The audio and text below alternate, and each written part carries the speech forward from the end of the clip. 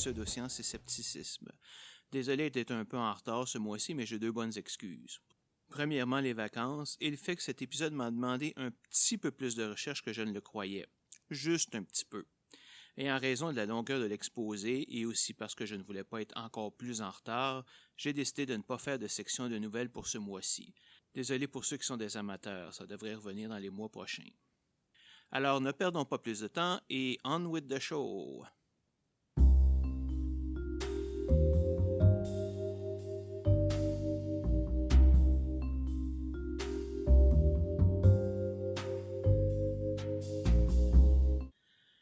Depuis plusieurs années maintenant, l'environnement et le développement durable fait partie de notre vie et c'est une bonne chose. On ne peut pas nier les problèmes que l'industrialisation et l'urbanisation ont apportés, pollution de l'air et de l'eau, déforestation, réchauffement climatique, disparition de multiples espèces d'animaux, etc.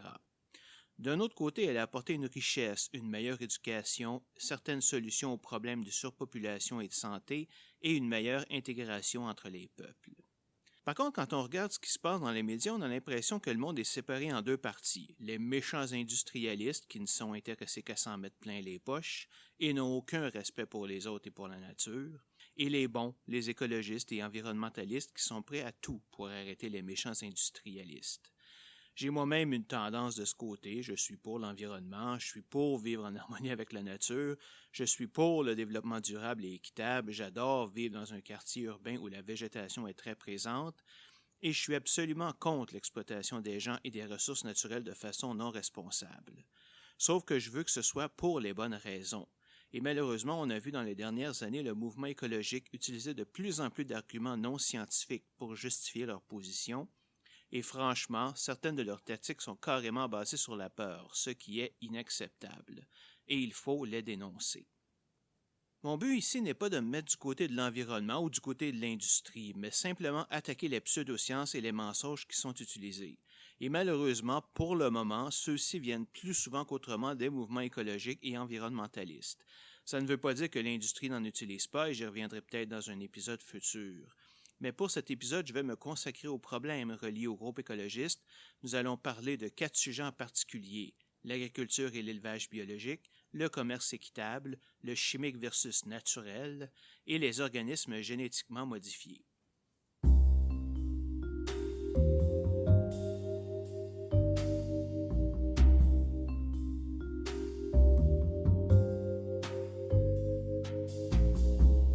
L'idée de vivre en harmonie avec la nature est un idéal auquel nous devrions tous aspirer, que ce soit pour le bien-être de la planète ou simplement pour notre plaisir et bien-être personnel. Mais il faut quand même être réaliste. Nous sommes plus de 7 milliards d'humains sur Terre et au rythme où vont les choses, la population ne se stabilisera pas avant 2050 au minimum, si jamais elle le fait. Nous devons nourrir cette population et aider les pays en voie de développement à sortir de leur pauvreté. La plupart des écologistes comprennent cela, même si, comme pour à peu près toute cause, il y a des radicaux qui n'hésitent pas à préconiser des solutions ridicules comme une diminution forcée de la population, bien qu'ils ne se portent jamais eux-mêmes volontaires pour se sacrifier, évidemment. Mais ce ne sont qu'une infime minorité, et nous ne leur porterons aucune attention dans le reste de cet exposé. Ironiquement, il existe un moyen efficace de diminuer la population. Toutes les statistiques montrent que les pays développés ont un taux de naissance bien inférieur à celui des pays en voie de développement et même en deçà des 2,1 enfants par famille, assurant un niveau stable. Il suffirait donc d'aider les pays pauvres à s'industrialiser et ainsi assurer une meilleure distribution de la richesse. Mais évidemment, une telle industrialisation, comme on la voit en Chine, est inacceptable pour les groupes écologiques à cause de la pollution supplémentaire qu'elle entraîne. Et ils ont raison, la pollution en Chine est à un niveau très alarmant aujourd'hui. Nous nous trouvons ici en face d'une impasse et ne vous attendez pas à ce que j'aie la réponse miracle, elle n'existe pas. Et tous ceux qui prétendent en avoir une sont des imbéciles, s'ils sont honnêtes, ou des charlatans, s'ils sont malhonnêtes. La Chine elle-même a tenté de contrer le problème de la surpopulation en mettant en place en 1975 une politique d'un enfant par famille. Pour ce faire, l'âge minimum pour se marier a été mis à 22 ans pour les hommes et à 20 ans pour les femmes. De plus, de nombreuses femmes ont dû subir des avortements forcés ou même être carrément stérilisées. Ces pratiques barbares ont fonctionné, le taux de fécondité passant à 1,8 en 30 ans. Sauf que cela ne s'est pas fait sans conséquences. Il existe plusieurs millions d'enfants sans papier, abandonnés ou cachés par leur famille, privés d'école, de soins médicaux ou d'emplois déclarés. Il existe un fort déséquilibre garçon-fille. En 2014, il y avait 108 hommes pour 100 femmes en Chine et 120 naissances de garçons pour 100 filles. Tout cela le résultat d'avortements sélectifs. La raison est que dans la tradition chinoise, toute épouse est considérée comme quittant sa famille natale, et donc, pour continuer la famille, il est important d'avoir au moins un garçon. Et comme les familles n'ont droit qu'à un seul enfant, le nombre plus élevé d'hommes a entraîné un trafic d'êtres humains, principalement des femmes, pour participer à des réseaux de prostitution en tant qu'esclaves sexuels. Devant ces conséquences inquiétantes, le gouvernement chinois a décidé de modifier sa politique en 2015 pour permettre un deuxième enfant par famille. Mais au-delà de son succès ou de son échec, une telle politique ne peut être mise en place que dans un système totalitaire. Et je ne sais pas pour vous, mais je n'ai aucune envie de vivre dans un pays où le gouvernement peut décider combien d'enfants je peux avoir. Mais alors, si on ne peut pas forcer la population à diminuer et que l'industrialisation ne peut être considérée à cause de la pollution, comment peut-on faire pour soutenir une population grandissante tout en vivant en harmonie avec la nature comme nos ancêtres? Avant de se poser une telle question, on doit cependant se demander si elle est valide, car elle assume que nos ancêtres vivaient en harmonie avec la nature. Mais n'est-ce pas là une vue rosée du passé? L'homme a-t-il déjà été vraiment en harmonie avec la nature? Un des mythes les plus persistants soutenus par le mouvement écologique est celui du noble sauvage, c'est-à-dire celui du chasseur-cueilleur qui vit dans sa hutte ou son village, qui ne prend que ce dont il a besoin et s'assure que la population des animaux puisse se maintenir. Ouais, j'ai des mauvaises nouvelles pour vous, cet exemple de sagesse n'a jamais existé. L'Homo sapiens existe sous sa forme actuelle depuis plusieurs centaines de milliers d'années, avec le même cerveau. C'est pourquoi l'idée que l'humanité actuelle se divise en plusieurs races est scientifiquement fausse, car nos différences sont purement cosmétiques, que ce soit la couleur de la peau ou la forme du visage. Et dans toutes les sociétés humaines, il y a toujours eu exploitation du territoire et des ressources naturelles jusqu'à leur épuisement. Vous voulez un exemple du mythe de ces nobles sauvages? Très bien. Avez-vous déjà entendu parler du mastodon, du lion américain, du cheval américain? Probablement pas. Tous ces mammifères ont vécu en Amérique du Nord jusqu'à environ 11 000 ans, mais ils sont aujourd'hui tous disparus. Qu'est-ce qui a causé leur extinction? Deux causes principales, les changements climatiques causés par la fin de l'ère glaciaire et la surchasse faite par les premiers humains venus en Amérique voilà 13 000 ans. Ces humains qui sont les ancêtres des civilisations amérindiennes, aztèques, incas, etc. Savez-vous c'est quoi la différence entre les civilisations de ce temps-là et celles d'aujourd'hui? Simplement, il y avait beaucoup moins de monde dans ce temps-là. Et quand un terrain était épuisé, on n'avait qu'à se déplacer un peu plus loin pour trouver un autre territoire vierge où le cycle se répétait. Le territoire épuisé, maintenant abandonné, pouvait ensuite se régénérer tranquillement. Aujourd'hui, il y a tellement de monde sur la Terre que seuls les coins vraiment inhospitaliers demeurent inhabités. Une autre différence est la technologie disponible. Certaines ressources demandent trop de connaissances ou de capacités techniques pour que nos ancêtres aient pu les exploiter. De même, plusieurs ressources ne l'étaient pas, simplement parce qu'on ne savait pas ce qu'on pouvait en faire. Pourquoi exploiter l'uranium, par exemple, si on n'avait pas de notion de science nucléaire? Aujourd'hui, ce besoin est présent et la technologie pour l'exploiter aussi. Le résultat est que nous sommes aujourd'hui beaucoup, probablement trop, efficaces à vider un terrain de ses ressources et nous n'avons pas d'autre terrain vierge à aller exploiter quand il est vidé. Et c'est pour cela que l'idée d'exploiter des astéroïdes pour leurs ressources minières est aussi intéressante. Certains diront, mais dans ce cas, la technologie est principalement venue des mondes européens. Pourquoi les Amérindiens ou les Hindous n'ont-ils pas développé cette technologie eux-mêmes? Ce n'est pas parce qu'ils ont refusé de le faire ou parce qu'ils étaient inférieurs d'une manière ou d'une autre. Pour ceux qui sont intéressés par ce sujet, je vous recommande l'excellent livre Guns, Germs and Steel de Jared Diamond, qui présente une explication basée essentiellement sur la géographie et la géologie. Certaines de ces théories ne font pas l'unanimité dans le monde scientifique, mais il a eu le mérite de me faire comprendre qu'il y a plein de facteurs indépendants à l'humanité pour expliquer le développement des sociétés et qu'une civilisation dite plus évoluée n'implique absolument pas une supériorité des individus.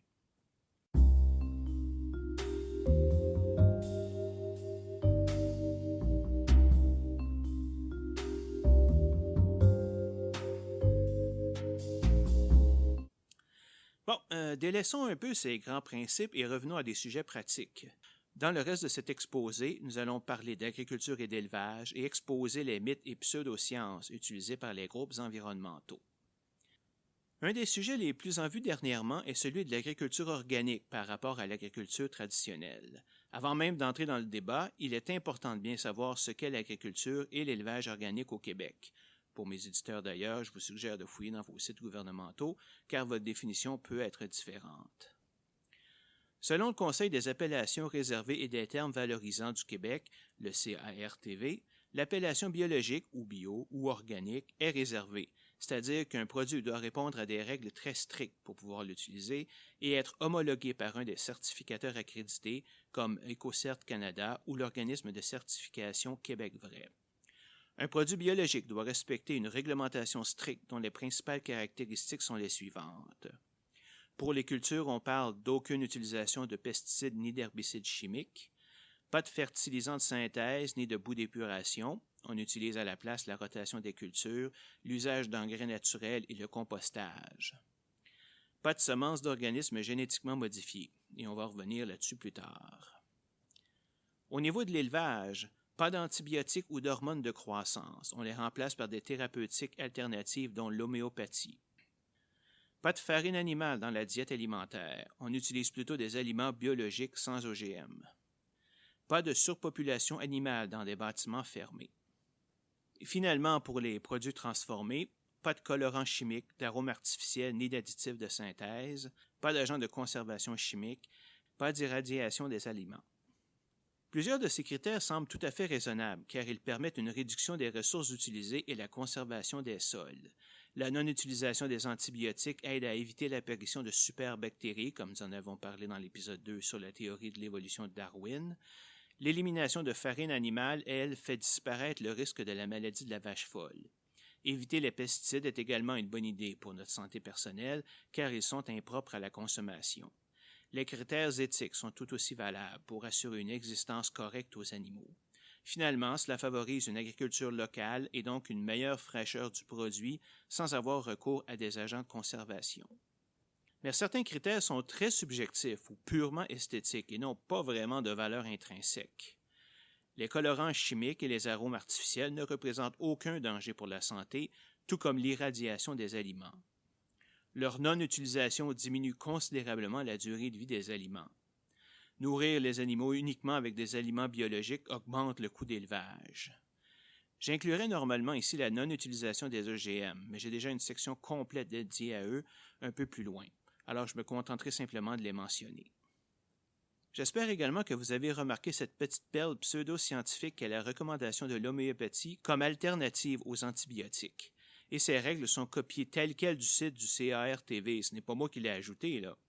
Monsieur, ça vous donne une idée de la rigueur scientifique qui a été utilisée pour établir ces règles, et ça donne confiance. Pour ceux qui ne savent pas ce qu'est exactement l'homéopathie, je vous invite à écouter l'épisode 16 du podcast du monde merveilleux du scepticisme avec mes amis Isabelle et Chris, que vous pouvez écouter au lmmds.ca. Je m'y suis amusé à détruire l'homéopathie en tant qu'exemple parfait de pseudoscience. L'utilisation de techniques biologiques a des avantages, certes, mais malheureusement, certains cités régulièrement sont faux ou relèvent carrément de la pseudoscience. Le point le plus important est, je pense, l'idée que les produits biologiques sont plus nutritifs que les produits traditionnels.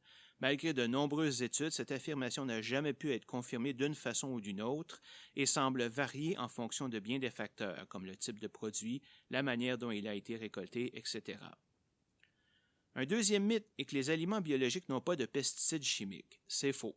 Une enquête de l'Agence canadienne d'inspection des aliments, menée de 2011 à 2014, montre que plus de 50% des aliments bio contenaient des pesticides, et certains même à des niveaux plus élevés que ceux recommandés pour les aliments normaux. Pas de panique, ces taux sont quand même bien en deçà de ce qui est dommageable à l'être humain et sont inférieurs à ceux trouvés dans des aliments non bio, mais ils sont quand même présents. Donc n'arrêtez pas de laver vos fruits et légumes frais avant de les consommer, même s'ils sont bio. Un des désavantages majeurs de la culture bio est qu'elle est environ 25% moins productive qu'une culture traditionnelle. Cela peut s'expliquer par la mise au repos ou en jachère de certains champs, ainsi que par les dégâts faits par les insectes parce qu'on n'utilise pas de pesticides. Dans ces conditions, est-il rationnel de vouloir transformer toute l'agriculture sur Terre en agriculture biologique, comme certains le préconisent? D'un côté, ce serait la meilleure chose à faire pour diminuer les impacts environnementaux, mais par contre, avec une population qui ne cesse d'augmenter, une diminution de 25% de la production pourrait sérieusement mettre en doute notre capacité à nourrir tout le monde. Évidemment, le problème serait moins aigu si on avait une meilleure distribution de la richesse à travers les peuples, mais soyons réalistes, ça n'arrivera pas de sitôt. Et même si c'était le cas, une étude datant de 2012 de l'Université McGill montre que la culture bio ne serait probablement pas suffisante par elle-même pour nourrir tout le monde. Ça ne veut pas dire que nous devrions l'éliminer, évidemment, mais en contrepartie, cela veut dire que nous ne pouvons pas nous passer des cultures traditionnelles. Bon, revenons à nos moutons. Cette diminution de productivité entraîne automatiquement une augmentation des prix.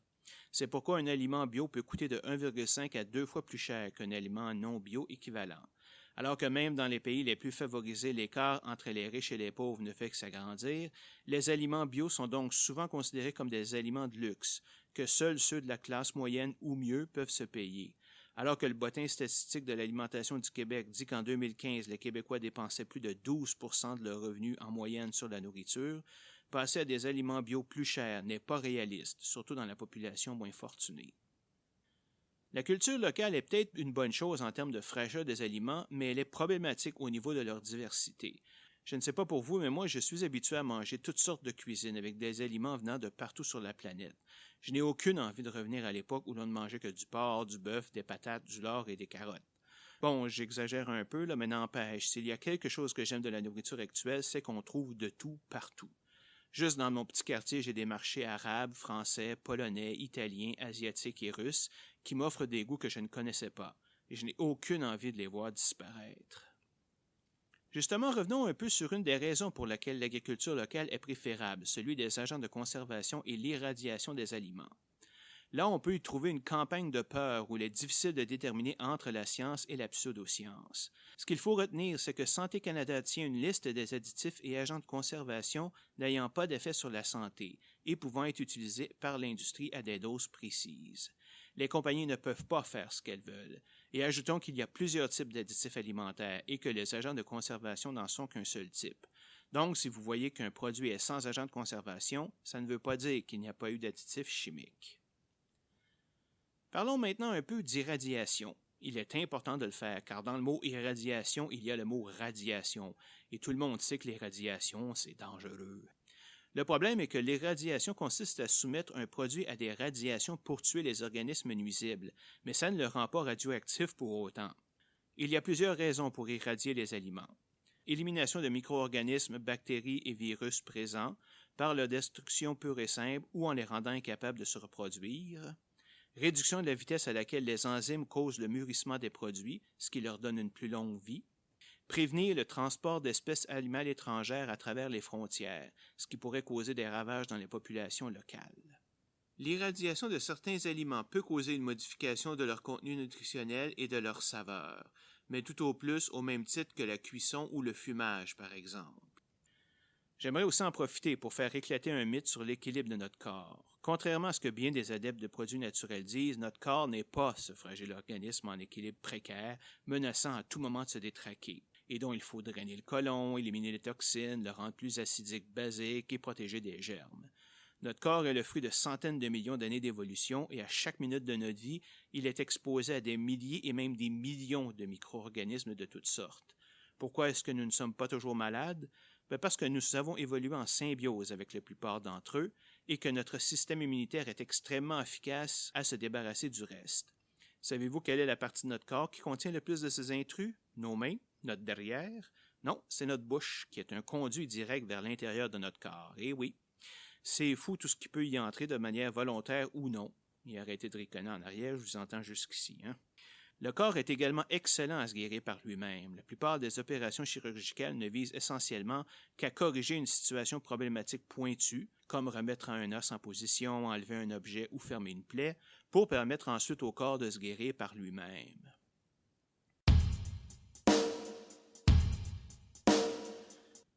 Concentrons-nous maintenant un peu sur l'élevage biologique. Une des prémices les plus importantes du mouvement biologique est d'éliminer, ou du moins réduire considérablement, la quantité d'antibiotiques et d'hormones de croissance chez les animaux.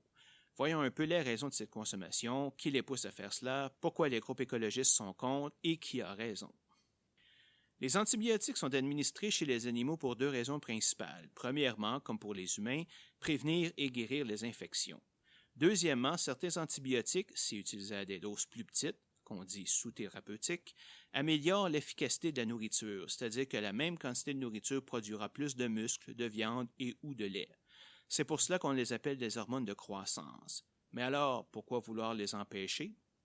Plusieurs groupes mènent une campagne de peur en disant que ces antibiotiques sont transmis aux êtres humains, que ce soit par la viande, les œufs ou le lait. Ces antibiotiques pourraient, par exemple, produire une réaction allergique chez certaines personnes, comme ceux qui sont allergiques à la pénicilline. Mais ces arguments sont fondés sur la simple peur. L'utilisation d'antibiotiques remonte à au moins 100 ans, et nous savons aujourd'hui avec précision le temps pris par un organisme pour les éliminer. C'est pourquoi chaque espèce d'animal a une période minimum d'attente pendant laquelle elle ne peut recevoir d'antibiotiques avant qu'on l'envoie à l'abattoir, et ce de façon à éliminer toute trace du produit. Est-ce à dire que les groupes écologistes ont tort? Non, mais pour une toute autre raison. Comme nous l'avons déjà mentionné, la surutilisation des antibiotiques entraîne le développement par sélection naturelle de mutations chez les bactéries qui les rendent résistantes à ces antibiotiques. Comme ces bactéries ne meurent pas, elles peuvent effectivement se retrouver dans la viande, le lait ou les œufs que nous consommons. Ne partons cependant pas en peur, car aucune étude ne montre de façon concluante que ces bactéries vont avoir un effet chez l'homme. Cependant, je crois ici que le principe de prudence est à adopter et que limiter les antibiotiques à la lutte contre les infections est la bonne voie. Parlons un peu maintenant de la manière dont sont élevés les animaux destinés à l'abattoir. Les fermes d'élevage industriel, comme celles montrées dans le film Food Inc., par exemple, sont horribles. Des animaux empilés les uns sur les autres, entassés dans des enclos internes, qui ne verront jamais la lumière du soleil, incapables même de se tenir debout, car leurs pattes ne sont pas assez fortes pour les soutenir. C'est carrément inacceptable et dégueulasse en plus. Les groupes écologiques suggèrent donc l'élevage éthique, c'est-à-dire que chaque animal a une nourriture saine, est en bonne santé, possède un espace minimal pour se déplacer et a la possibilité de sortir à l'extérieur pour manger ou goûter de l'herbe. C'est un but très noble et je le partage à 100%. Cependant, il faut comprendre que cela a des conséquences en termes de productivité et des ressources nécessaires pour produire 1 kilo de viande, et donc ça aura un impact direct sur le coût. Donc, si on résume, l'élevage biologique a un effet bénéfique sur la vie et la santé des animaux et des humains, avec en contrepartie un effet négatif sur la quantité de viande disponible et son coût. Alors, qu'est-ce qu'on fait? Première des choses, une précision, je ne suis pas végétarien et encore moins végétalien. J'adore le goût de la viande et je refuse de l'abandonner. Mais élever un animal demande beaucoup de ressources. Par exemple, cela prend plus de 15 000 litres d'eau pour créer un seul kilo de viande de bœuf et plus de 4 800 pour 1 kilo de porc. Si on compare ça à 1 kilo de germe de soya qui prend 1800 litres et seulement 900 pour du maïs. De plus, les animaux élevés éthiquement, comme on le désire, ont besoin de beaucoup plus de terre pour brouter que les cultures pour produire la même quantité de nourriture, ce qui entraîne une déforestation accrue. Quand on regarde tout ça, le choix est assez clair. Soit nous continuons à consommer autant de viande qu'aujourd'hui et acceptons l'élevage industriel, soit nous adoptons l'élevage éthique et acceptons de diminuer notre consommation de viande. Comme je l'ai dit, je ne suis pas végétarien, n'importe qui me voit peut le deviner, mais je choisis sans hésitation la deuxième solution. J'aimerais finalement un peu chialer contre ce que j'appellerais l'hypocrisie de certains écologistes concernant les animaux qu'on devrait ou ne devrait pas manger. J'ai déjà rencontré une personne qui n'avait pas de problème à manger du porc ou du bœuf, mais qui s'est déclarée incapable de manger du chevreuil. Quand je lui ai demandé pourquoi, elle m'a répondu que c'était parce que le chevreuil était un bel animal. Désolé, mais décider qu'un animal peut être mangé ou non en fonction de sa beauté est une position hypocrite et combien anthropocentrique. Un animal est un animal et je ne vois pas pourquoi la décision de le manger ou non devrait dépendre d'un critère aussi artificiel que sa beauté.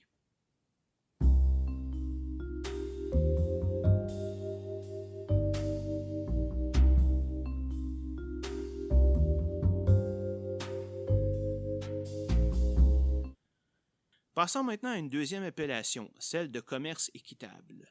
Encore une fois, pour commencer, regardons ce que veut dire commerce équitable. Le regroupement FINE, FINE, a proposé la définition suivante du commerce équitable en 2001.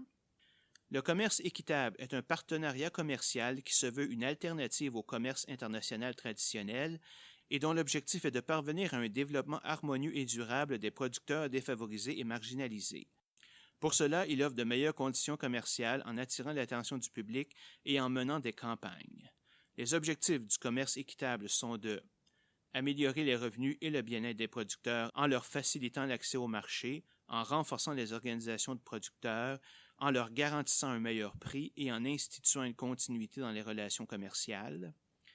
Favoriser le développement des producteurs défavorisés et tout particulièrement les femmes et les personnes vivant dans la misère, et de protéger les enfants de l'exploitation dans le processus de production. Éveiller la vigilance des consommateurs sur les effets négatifs du commerce international sur les producteurs afin qu'ils se servent de leur pouvoir d'achat de manière positive. Créer des relations commerciales modèles à travers le dialogue, la transparence et le respect. Mener une campagne pour obtenir un changement dans les règles et les pratiques du commerce international conventionnel. Défendre les droits de l'homme en encourageant la justice sociale, les pratiques environnementales saines et la sécurité économique. De son côté, l'Organisation mondiale du commerce équitable a établi 10 normes devant être appliquées pour qu'un commerce puisse pouvoir se dire équitable. Il doit créer des opportunités pour les producteurs qui sont économiquement en situation de désavantage par les marchés traditionnels. Il doit supporter la transparence et la responsabilité. Il doit favoriser la capacité individuelle en permettant aux entreprises d'améliorer leur gestion et leur donner accès à de nouveaux marchés. Il doit promouvoir le commerce équitable auprès des gouvernements et du grand public. Il doit favoriser le paiement d'un prix juste.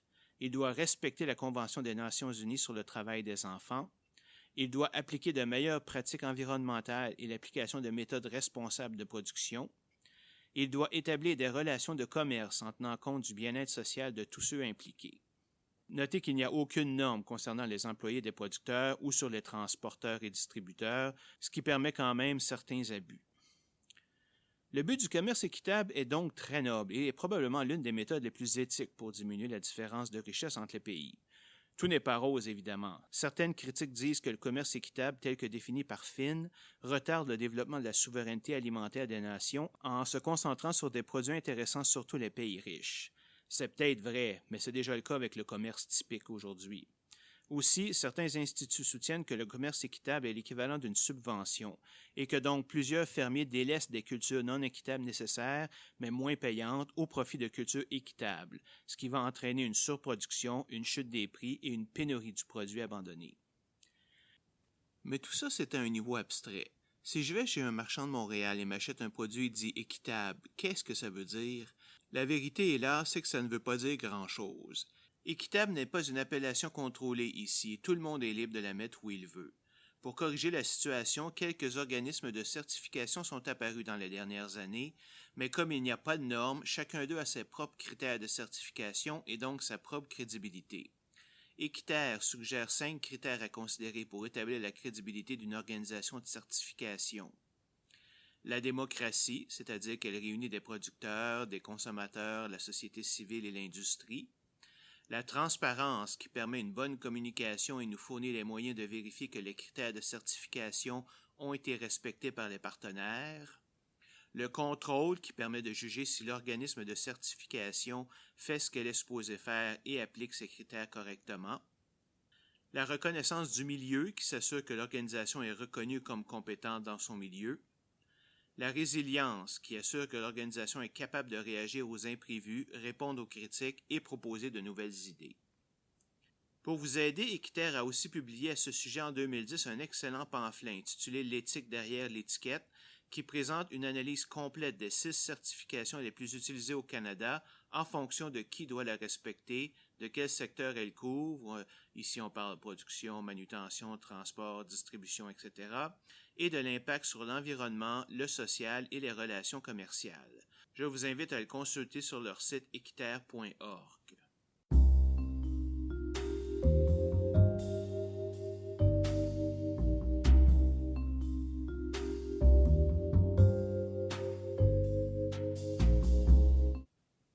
Un autre sujet relié qui, je pense, doit être abordé est celui des produits chimiques versus les produits naturels. Premier point en partant, ce débat est faux, comme le savent tous ceux qui se souviennent un peu de leur chimie de 4e secondaire, qui correspond à l'avant-dernière année du bac pour nos amis français. Tout est chimique. Toute matière est composée d'atomes qui interagissent ensemble et forment des molécules. En fait, le choix devrait plutôt se définir entre molécules naturelles et molécules de synthèse, c'est-à-dire produites en laboratoire. De nombreux granolas nous répètent depuis plusieurs années que les produits chimiques, ou plutôt de synthèse, sont mauvais pour la santé, alors que les produits naturels sont par définition bons parce qu'ils viennent de la terre. Je ne pense pas qu'ils sont assez stupides pour croire que tout ce qui est naturel est bon pour la santé. Le curare est un produit naturel, tout en étant un poison extrêmement virulent. Je vais leur donner le bénéfice du doute et considérer leur point de vue comme celui de privilégier un produit naturel à un produit synthétique lorsque les deux sont disponibles. Pourtant, si on leur demande pourquoi le produit naturel est meilleur que le produit synthétique, alors là, attendez-vous à avoir soit un simple balbutiement, soit une pluie d'anecdotes, d'intuitions et de pseudosciences. Mais qu'en est-il vraiment? Premièrement, il n'y a aucune différence entre une molécule X produite en laboratoire et une trouvée dans la nature. Une molécule d'eau, formée d'un atome d'oxygène et de 2 atomes d'hydrogène, sera absolument identique, peu importe si on le trouve dans une rivière ou si elle est produite dans une fiole. Deuxièmement, les médicaments viennent très souvent de plantes qui ont été utilisées dans le passé comme remède et dont on a réussi à extraire la molécule médicamenteuse active. Mais vous me direz, dans ce cas, si la molécule est disponible dans la nature, pourquoi la créer en laboratoire? Mais pour plusieurs raisons. Premièrement, la dose d'un médicament dans une plante varie grandement d'une plante à l'autre. Il est donc très dur de contrôler la dose prise et vous savez aussi bien que moi que certains médicaments sont dangereux ou inefficaces si on n'en prend pas la bonne quantité. Ce problème n'existe simplement pas avec les molécules synthétiques. Deuxièmement, dans une plante, une molécule médicinale peut venir avec d'autres molécules plus dangereuses. La synthétisation élimine toutes ces molécules étrangères et ne garde que l'élément actif. Troisièmement, il est beaucoup plus rapide et moins cher de produire un médicament en laboratoire que de faire la culture des plantes. Quatrièmement, il est possible de créer et étudier des variantes de la molécule de synthèse pour voir si elles sont encore plus efficaces. Le troisième point à apporter est qu'en laboratoire, il est possible de créer de nouvelles molécules. Et je pense que c'est là que le bas blesse pour les amateurs de produits naturels, car pour eux, ce sont des molécules qui ne sont pas naturelles. Mais c'est faux. Si on réussit à créer une nouvelle molécule en laboratoire, c'est qu'elle était au moins potentiellement possible dans la nature, et donc répond à toutes les lois naturelles. Pourquoi est-ce qu'elle n'existe pas dans la nature? Ça, je n'en sais rien. Peut-être est-ce le fruit du hasard, peut-être qu'elle a été absorbée par une autre molécule plus complexe, ou peut-être elle existe et simplement on ne l'a pas encore découverte, ou peut-être qu'elle existe sur une autre planète, juste pas sur la Terre. Tout ce que je peux dire, c'est que ça n'en fait pas une molécule contre nature pour autant. Un autre argument apporté contre ces molécules inventées et aussi utilisées contre les OGM que nous aborderons dans la prochaine section est qu'on ne les a pas suffisamment testées pour connaître leurs effets à long terme sur la santé. À cela, je répondrai, savez-vous le temps et l'argent nécessaires pour tester un nouveau médicament? Plusieurs années, généralement entre 12 et 18 ans. 4 phases de tests bien distinctes existent, allant de quelques dizaines à quelques milliers de participants. Les critères sont si stricts qu'en 2010, seulement 18% des produits en phase 2 ont été approuvés pour passer en phase 3 et 50% des produits en phase 3 ont été approuvés pour être vendus. Pour être accepté, un produit doit non seulement fonctionner, mais fonctionner mieux que le médicament actuellement utilisé pour traiter le problème. Et même lorsqu'un médicament a été mis en circulation, les tests se poursuivent en phase 4 pour un minimum de 2 ans. Bien sûr, aucun processus n'est parfait et oui, il y a déjà eu des retraits de médicaments et des restrictions d'utilisation, mais considérant le nombre de médicaments existants, ce nombre est très petit, seulement 35 par la Food and Drug Administration américaine depuis les années 70. Je pense qu'en grande majorité, cette séparation entre produits naturels et de synthèse tient plus de l'ignorance. Certains groupes écologiques utilisent la bonne conscience et l'ignorance des gens pour leur inculquer une peur irrationnelle. Je n'ai qu'à mentionner une expérience menée lors d'une marche pour l'écologie, pendant laquelle plusieurs dizaines de personnes ont accepté de signer une pétition pour bannir le monoxyde de dihydrogène, autrement dit l'eau, après qu'on leur en ait listé tous les méfaits. Elle est partout, dans tous les aliments, et on peut en mourir si on en consomme trop. Ce qui est techniquement vrai, mais aussi de la manipulation pure et simple, parce qu'on ment par omission. On ne mentionne pas le fait qu'on en a tout simplement absolument besoin pour survivre.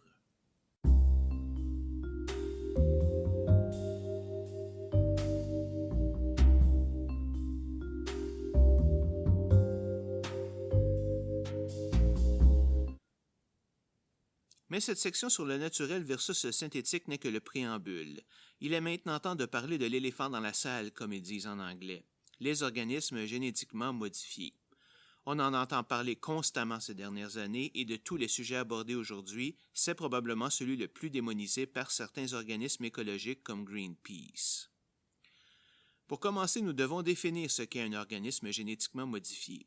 La Commission de l'éthique en sciences et en technologie du Québec définit un organisme génétiquement modifié comme un micro-organisme, une plante ou un animal dont le patrimoine génétique a été modifié par génie génétique pour lui attribuer des caractéristiques qu'il ne possède pas du tout ou qu'il possède déjà mais à un degré jugé insatisfaisant à son état naturel, ou pour lui enlever ou atténuer certaines caractéristiques jugées indésirables.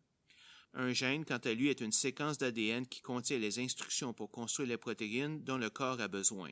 La méthode utilisée pour modifier les gènes d'un organisme s'appelle la transgénèse. Ces précisions sont importantes. De tout temps, l'humain a modifié son environnement pour le rendre plus adapté à ses capacités et besoins. Par exemple, ça va peut-être choquer certains écologistes, mais très peu de fruits et légumes que l'on consomme aujourd'hui ressemblent à leur forme sauvage originale de voilà à peine 10 000 ans. Ces changements, qui font partie du processus que l'on appelle la domestication, sont survenus par une sélection humaine systématique des mutations qui faisaient le plus son affaire. Avec le temps, ces aliments sont devenus plus charnus, plus appétissants et plus faciles à manipuler. La banane en est un très bon exemple, car les bananes sauvages sont 2 fois plus petites que les bananes domestiquées, leur peau est beaucoup plus rigide et donc beaucoup plus dure à enlever, et elle n'a pas cette belle forme courbée qui la rend si facile à manipuler. Une autre méthode utilisée pour modifier des organismes est l'hybridation, où l'on mélange le code génétique de 2 organismes pour obtenir un hybride qui contient une partie des 2 codes. Ce processus peut être causé par l'humain, par exemple pour créer un 3e type de pomme à partir de 2 types existants, mais peut aussi se produire de façon tout à fait naturelle.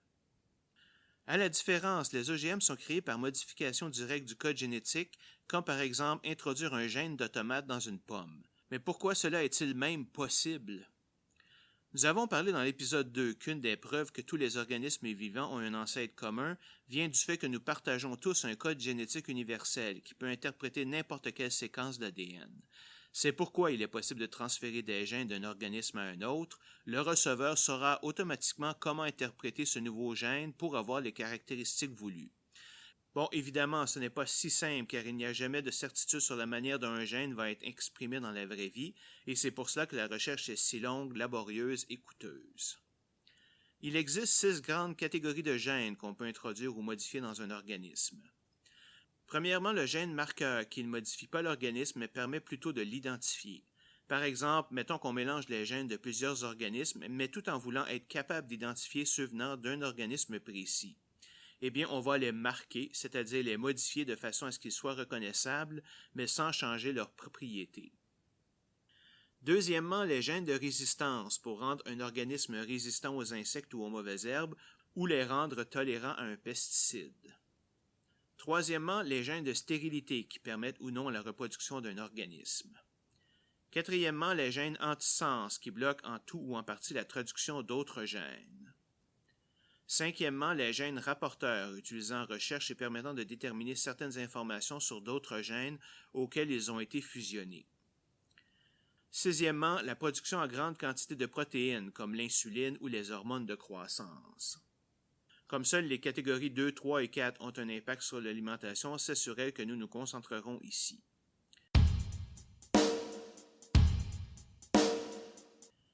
Mais vous me poserez la question, pourquoi utilise-t-on des OGM? Pourquoi ne pas s'en tenir à des produits naturels? Il y a des avantages, évidemment, autant au niveau de notre santé que de l'environnement. Premièrement, au niveau de la santé, l'utilisation de plantes résistantes aux insectes et aux mauvaises herbes entraîne une diminution de la quantité d'insecticides et d'herbicides chimiques nécessaires. Elle diminue également la moisissure sur le maïs, qui peut provoquer des intoxications plus ou moins graves. Il est possible d'ajouter des substances nutritives additionnelles à des organismes qui en manquent. Par exemple, on peut créer des aliments plus nutritifs en ajoutant du bon gras ou de la vitamine ou du fer. De nombreux pays en voie de développement dépendent du riz, qui par sa nature est pauvre en vitamine A, et donc leur population souffre de nombreux problèmes de vision. Ils pourraient donc profiter d'un riz enrichi à la vitamine A pour les aider. C'est ce qu'on appelle le riz doré. Production d'aliments moins allergènes qui diminuent les risques de réactions allergiques. Au niveau de l'environnement, on peut noter une diminution des pesticides, évidemment, diminution de la quantité de travail nécessaire pour une récolte, car les plantes en font maintenant une bonne partie, utilisation de pesticides moins toxiques.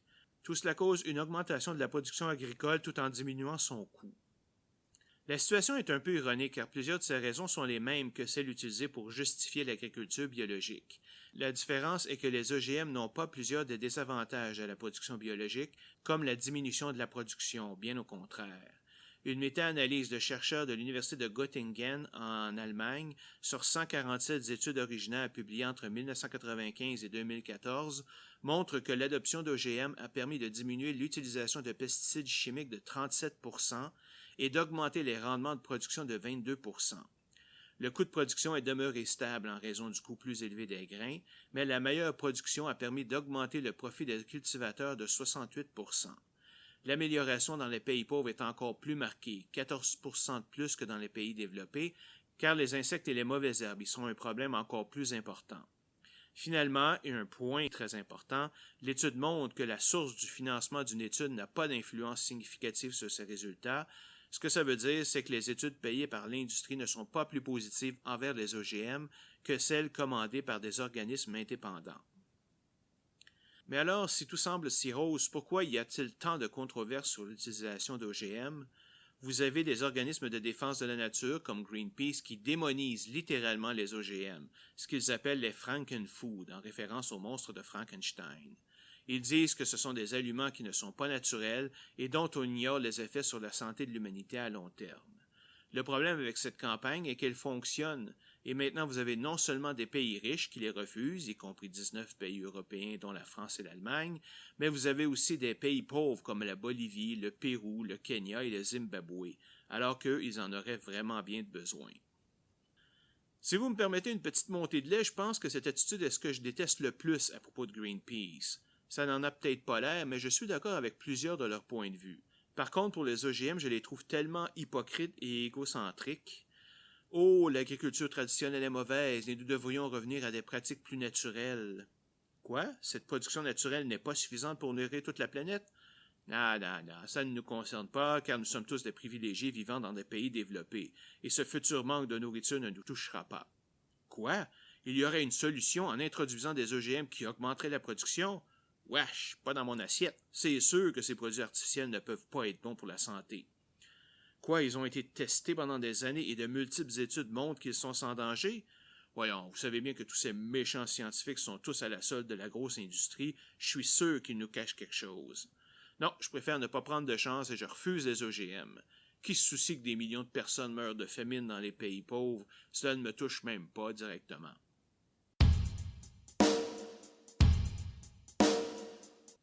Évidemment, il n'y a jamais aucun risque quand on introduit une nouvelle technologie comme les OGM. La question est donc de savoir s'ils sont plus importants que les avantages qu'ils procurent. Autrement dit, établir si le risque en vaut la chandelle. Nous avons déjà énuméré les avantages des organismes génétiquement modifiés. Il est maintenant temps d'en voir les inconvénients. Mais je vais cependant faire une différence entre les inconvénients ayant une origine scientifique et ceux exprimés par les groupes environnementaux, qui relèvent presque entièrement de la pseudoscience. Dans les risques potentiels réels sur la santé, nous avons une réaction allergique liée à la présence du nouveau gène. De nombreuses études montrent que les réactions allergiques dues à des gènes transférés sont identiques à celles causées par l'aliment de base. Par exemple, quelqu'un qui est allergique à la tomate et qui mange une cerise qui a reçu un gène d'une tomate aura une réaction allergique. C'est une situation que l'on désire éviter, et c'est pourquoi aujourd'hui aucun gène ayant un potentiel allergène n'est utilisé dans la transgénèse. Mais ça ne veut pas dire que ce ne sera pas fait dans le futur, et à ce moment-là, il faudra soigneusement identifier et étiqueter en conséquence les aliments touchés. Un deuxième risque potentiel serait que de faire consommer des OGM à des animaux pourrait poser des risques pour leur santé, et donc pour la nôtre lorsque nous les mangeons. Pour vérifier cette affirmation, des études ont été menées au Canada, aux États-Unis, au Japon et dans l'Union européenne. Elles ont trouvé que la valeur nutritive des grains transgéniques est la même que celle des grains traditionnels. Les animaux n'ont pas de problème à digérer l'ADN et la protéine ajoutée par les grains OGM. La diète à base d'OGM a les mêmes effets en termes de taux de croissance, de risque d'intoxication et de réaction allergique sur les animaux qu'une diète non OGM. Il n'y a aucune trace de gènes OGM dans le lait, les œufs et la viande venant d'animaux ayant été nourris avec des OGM. Aucun effet négatif n'a été signalé chez des millions de personnes aux États-Unis, au Canada et en Argentine ayant consommé des produits dérivés d'animaux nourris avec des OGM. Un troisième risque est que l'utilisation d'OGM entraîne une perte de valeur nutritive pour certains aliments, notamment en créant des substances supplémentaires qui nuiraient à l'absorption des éléments comme les vitamines et le fer. C'est pourquoi chaque nouvel OGM est soigneusement testé pendant des années avant de recevoir la permission d'être commercialisé. Si un tel effet est détecté, l'OGM est immédiatement rejeté. À ce jour, aucun OGM n'a été rejeté pour cette raison. Il y a finalement un quatrième type de risque pour la santé, et celui-là est assez large. Il s'agit des effets non prévisibles de l'insertion d'un gène dans un organisme. Il y a 4 catégories d'effets possibles. Les modifications relatives à l'expression d'un ou de plusieurs gènes, le changement au métabolisme de la plante à cause de la présence d'une nouvelle protéine créée par le gène transféré, les modifications relatives à la composition de la plante et les modifications relatives à la valeur nutritive de la plante. Là, vous me direz, si ces modifications sont imprévisibles et peuvent être pratiquement n'importe quoi, comment peut-on s'assurer qu'elles ne se produiront pas? Évidemment, c'est un problème réel et en tant que tel, plusieurs méthodes sont utilisées pour les détecter, basées sur des méthodes de profilage moléculaire. Elles ne sont pas parfaites, mais quand on les combine à des tests sur une longue période de temps, on arrive à des résultats très satisfaisants. Du côté de l'environnement, un des effets possibles est que l'utilisation d'OGM pourrait mener à une diminution des insectes, même les non nuisibles, dans les champs cultivés. On leur attribue souvent la diminution importante du nombre d'abeilles en Amérique du Nord. Il est vrai que la population d'abeilles a décliné très rapidement dans la dernière décennie, et c'est une situation qu'il faut absolument corriger. Mais les OGM sont-ils responsables? Une étude de l'Université d'Harvard montre qu'un certain type d'insectes, les néonicotinoïdes, peuvent causer l'effondrement d'une colonie d'abeilles, alors qu'une deuxième étude montre que l'utilisation de néonicotinoïdes sur les plantes est devenue pratique courante dans les 10 dernières années en complément aux OGM. Et en passant, c'est une pratique qui n'est pas supportée par les autorités publiques. Mais ça n'a rien à voir avec les OGM eux-mêmes. Aucun d'entre eux n'est basé sur l'utilisation de néonicotinoïdes. Tout au plus, l'utilisation d'herbicides permis par les plantes résistantes, comme le Roundup, ont entraîné une diminution de la variété des herbes présentes, ce qui en retour fait diminuer le nombre de pollinisateurs nécessaires, mais ça ne cause pas leur mort directement.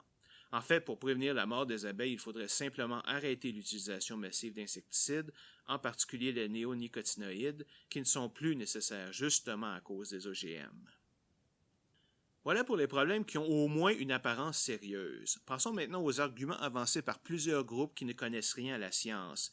Et vous allez voir, il s'agit des mêmes types d'arguments utilisés par les opposants de la vaccination et des conspirationnistes en général. L'ingénierie génétique est quelque chose de radical. À part le simple fait de dire que je ne vois pas ce qu'on veut dire par radical, les humains ont fait de la manipulation génétique depuis le tout début de l'agriculture, comme nous l'avons déjà mentionné. Il n'y a donc rien de radical à ça.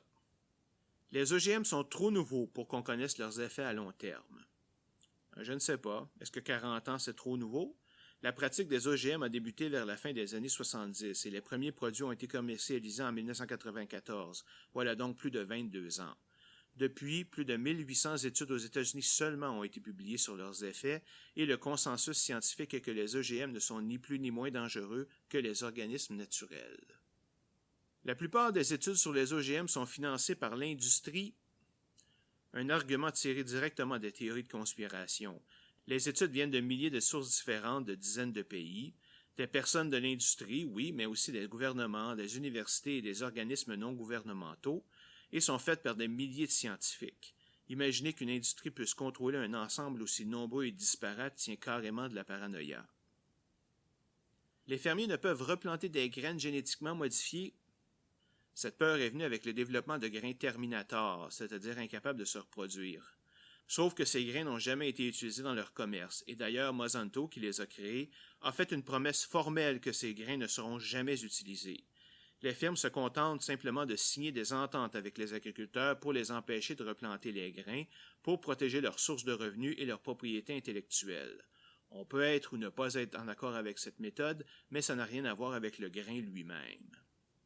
En parlant de propriété intellectuelle, un organisme génétiquement modifié est la propriété intellectuelle de la compagnie qui les crée. Cela cause beaucoup de problèmes pour bien des gens qui voient mal comment une compagnie peut profiter une partie de la nature, et je comprends leur point de vue. Je le partage même un peu. Mais tant que la situation ne change pas, je suis désolé, mais les compagnies ont tout à fait le droit de protéger leur propriété intellectuelle. Il y en a qui vont dire qu'elles profitent de la situation pour exploiter les agriculteurs en leur vendant leurs grains année après année. Ben oui, bienvenue dans le monde du capitalisme. Pourtant, vous ne chialez pas quand une compagnie vous vend son lait semaine après semaine. Pourquoi les producteurs de grains devraient-ils être traités différemment?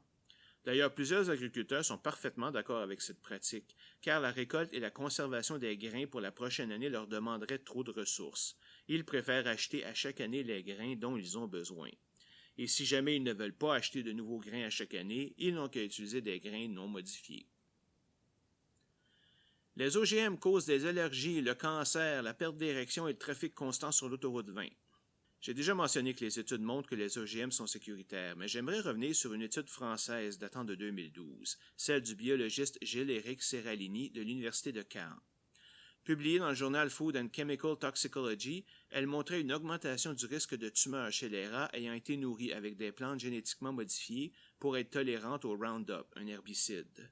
Cette étude a été immédiatement dénoncée par la communauté scientifique, les gouvernements et les organismes de santé publique en raison de sa méthode trompeuse et ses conclusions frivoles, entre autres. L'étude s'est faite sur un nombre beaucoup trop petit de rats, ce qui fausse les résultats statistiques. La race de rats utilisée a une propension à développer des cancers, ce qui rend la capacité de distinguer entre une tumeur naturelle et une tumeur causée par un OGM impossible. Aucune information n'est donnée sur la quantité de nourriture donnée et le taux de croissance des rats, qui peuvent avoir un effet sur le développement du cancer. En clair, il était simplement impossible de déduire qu'une augmentation du nombre de cancers s'était produite et qu'elle était bien causée par les OGM. En novembre 2013, devant le refus des auteurs de rétracter l'étude, le journal le fait de façon unilatérale. Bien que selon eux, il n'y ait aucune évidence de fraude ou de mauvaise représentation intentionnelle des données, celle-ci n'était pas concluante et l'étude ne respectait pas les hauts standards de publication de la revue. On se demande alors pourquoi ils l'ont publié originalement dans ce cas-là. Les OGM encouragent la monoculture. La monoculture est la pratique de ne cultiver qu'un seul aliment par champ, toujours le même année après année. Elle n'est pas recommandée car elle peut mener à l'apparition de pathogènes et de pestes qui s'attaquent directement aux grains cultivés. C'est vrai que dans la dernière décennie, il y a eu une recrudescence de cette pratique, mais encore une fois, le problème n'est pas relié aux OGM. Il vient simplement du fait que la demande pour les différentes cultures n'est pas identique et donc que simplement remplacer une culture par une autre n'est pas une chose logistiquement facile à faire. Les agriculteurs préfèrent en général la simplicité de la monoculture et l'utilisent, peu importe si le grain semé est un OGM ou non. Finalement, le dernier, les OGM contiennent des gènes venant de certains animaux, dont les méduses. C'est faux, aucune culture ne contient de gènes animaliers. Certains chercheurs ont bien tenté d'implanter dans certaines cultures un gène antigel venant d'un poisson, mais ça n'a pas fonctionné.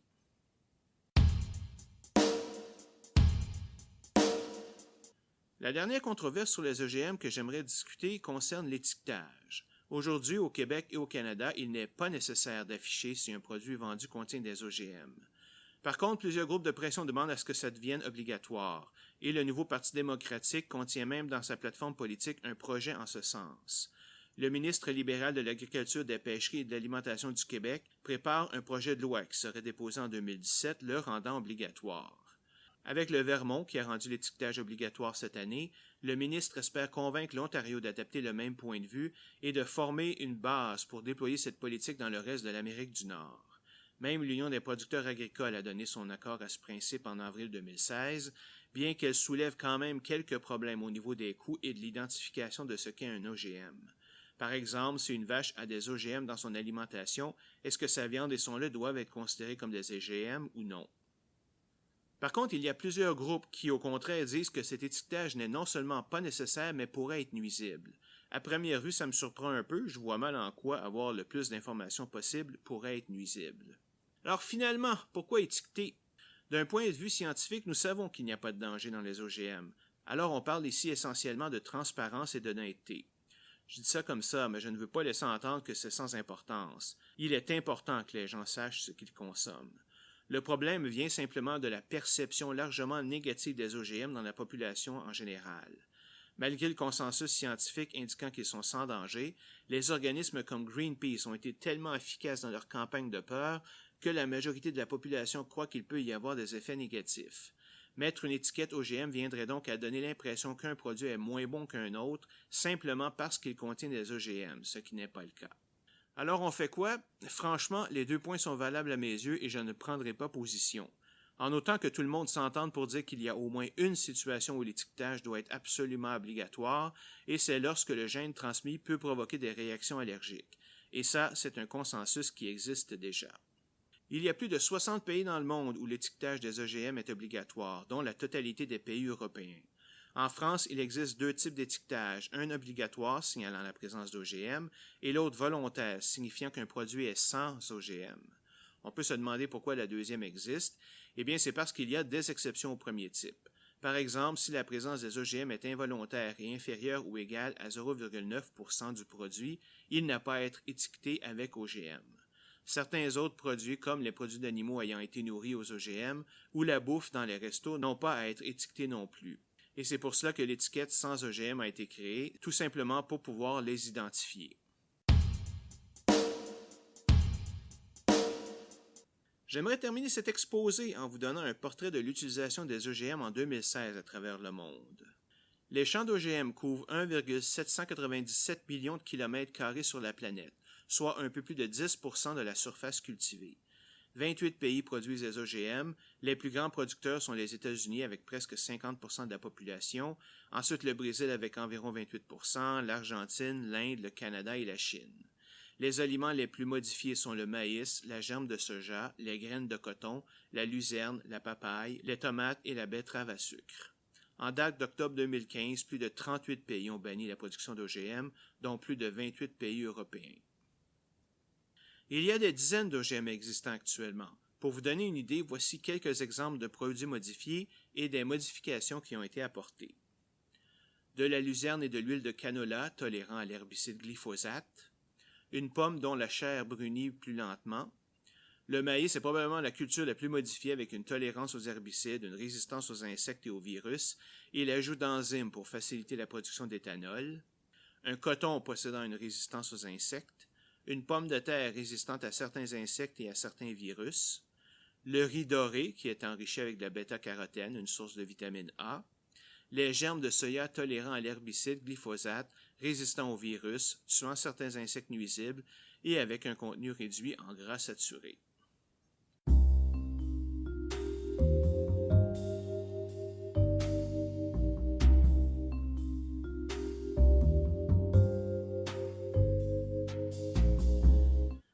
Bon, ça termine notre épisode pour ce mois-ci. J'espère avoir pu vous intéresser avec un sujet quand même un peu aride, mais qui est d'actualité.